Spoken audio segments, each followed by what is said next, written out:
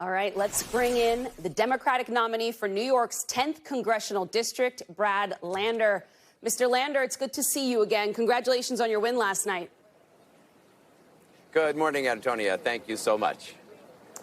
Of course. So, look, by choosing you, I want to start with sort of the big and central question here. In choosing you, what message do you think New Yorkers are trying to send to the party and to the country right now? New Yorkers are fed up with the status quo that's not working for them. You got housing and health care and all the prices skyrocketing. And people see Democrats, instead of fighting for them, taking money from corporate PACs funded by Wall Street and crypto and AI and AIPAC. And I think voters are saying we're tired of that. We want folks who are going to fight for working families. Luckily in New York, we can do that with a lot of joy right now, coming off the Knicks win and Mayor Mamdani's win. But it's like being Mr. Rogers, but with a steel spine. If you had to distill it down, though, where do you think establishment and incumbent Democratic candidates went wrong here? I mean, I think a few places. First, people taking money from corporate PACs, from Wall Street and private equity and crypto and AI and AIPAC. Voters are done with that. They can see through it. Second, we need to fight harder for working families against Trump, of course, but also for the billionaires and bullies and rigged system that empower him. And we can't be a party that compromises on some people's humanity. Democratic voters are saying loud and clear they don't want to pay for any more of Netanyahu's wars, and they need that change in the party.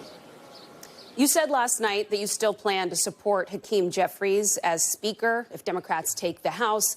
Even though he endorsed incumbent Congressman Dan Goldman, he did not endorse you. After sleeping on it and after seeing the results, not just in your race, but all these other races come in, I'm wondering if you still feel confident in that answer, given the pattern here and the message it seems that New Yorkers are trying to send.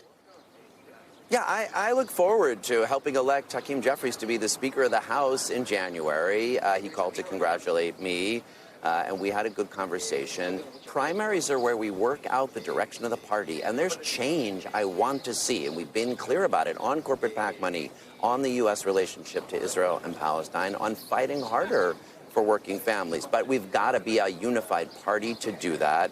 To me, the line is not between progressives and moderates. The line is between fighters and folders, and Democrats want a fighting party. And that looks different in different districts in different parts of the country.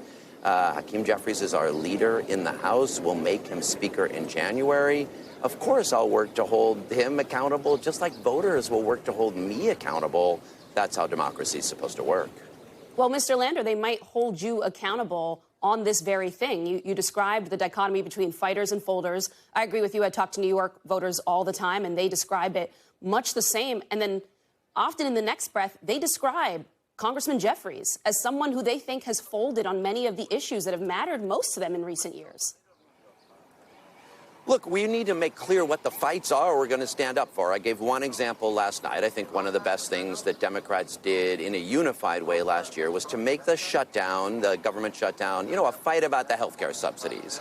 I think next year, I think we should tell people this fall is we're going to make that what we fight in the budget for next year. We're not going to vote for a budget that doesn't restore health care subsidies on the exchanges to bring people back their health care, Medicare, Medicaid, subsidies for small businesses and working people's on the exchange. We won't vote for a budget that doesn't do that. And then let's go fight and deliver it and hold out till the end this time.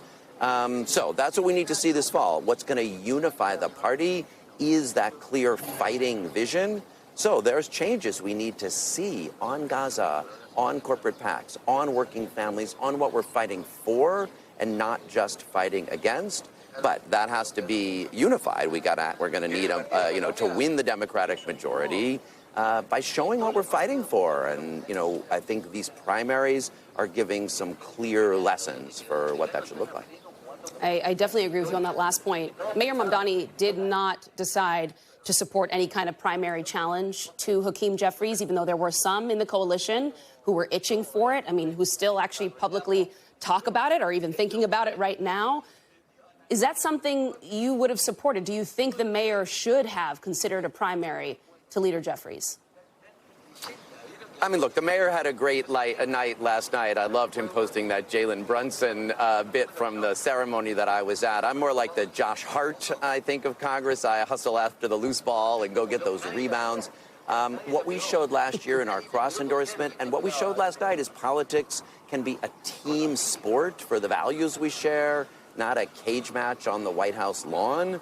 And I think Zoran, Mayor Mamdani is showing the way to play politics as a team sport that people feel hopeful about. Like, we got things we're fighting against, but we also have things we're fighting for, and a real joyful spirit amongst every kind of New Yorker to do it. It's an exciting time to be a New Yorker, and I'm excited to bring that energy to Congress.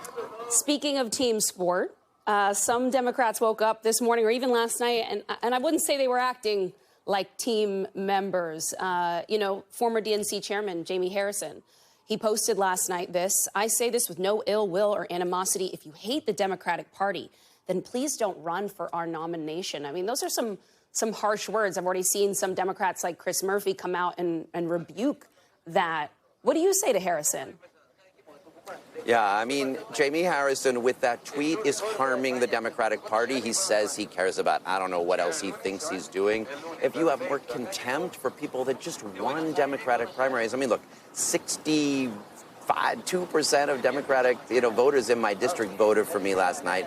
I'm proud of that. I love the party and the New Deal and the Great Society. We have to renew it. And the way we do that is in primary elections. And I just really thought those were sad remarks, honestly. Like, see where the field is going and figure out how to have a better conversation. So, yes, I retweeted Senator Chris Murphy's response to that.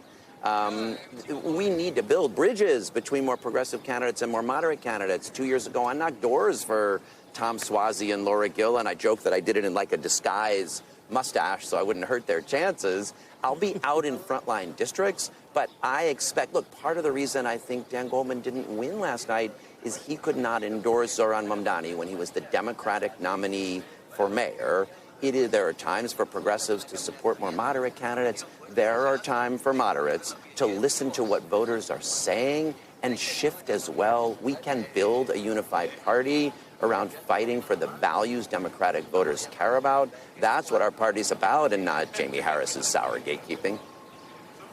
One of the things I sometimes hear from voters in New York, but not just New York, the Democratic coalition, is that they worry sometimes in the age of Trump that there's more fighting, more condemnation of the left flank of the party than there even is against Republicans. And do you think that that's an accurate assessment of some of your potential moderate future colleagues, that they're more focused on fighting with Mamdani and maybe even you than they might be on the sort of larger anti-Trump project that the party says at least it's focused on?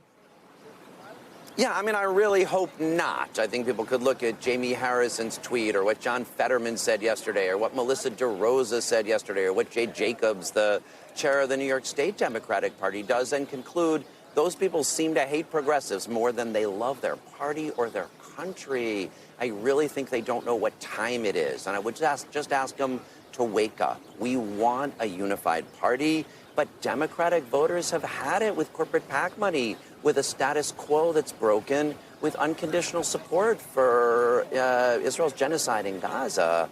And if we want to build a party that's speaking to voters, let's listen to what they're saying.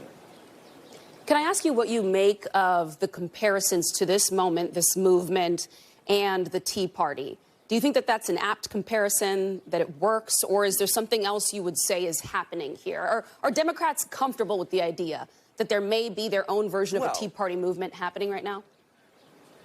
Yeah, look, there's something to it. I mean, people are fed up with a status quo that isn't working for them, and that's everyday voter concerns, that the price of housing is insane and people's wages aren't going enough to afford their health care, and who is fighting for them?